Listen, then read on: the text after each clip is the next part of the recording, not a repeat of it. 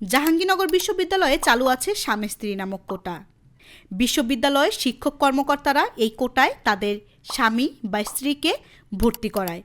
ভয়ঙ্কর ব্যাপার হলো, জাবিতে সাধারণত এইচএসসি পাশ করার পর 2 বছর ভর্তি পরীক্ষায় বসতে পারে শিক্ষার্থীরা, কিন্তু এই কোটায় 10 বছরের মধ্যেও ভর্তি করানোর নিয়ম আছে। জাবির কয়েকজন শিক্ষক কর্মকর্তা সম্পর্কে জানা গেছে, ভর্তি পরীক্ষা দিতে আসা নারী শিক্ষার্থীকে পছন্দ হওয়ার পর সেই নারী শিক্ষার্থীকে চান্স না পেলে তাকে এই কোটায় ভর্তি করিয়ে দিবে বলে বিয়ে করেছে।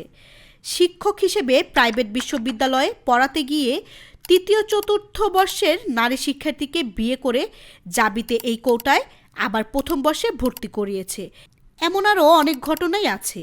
তবে মজার বিষয় হচ্ছে, এখন পর্যন্ত পুরুষ শিক্ষক কর্মকর্তারা তাদের স্ত্রীকে ভর্তি করালেও কেউ তাদের স্বামীকে ভর্তি করানোর তথ্য পাওয়া যায়নি।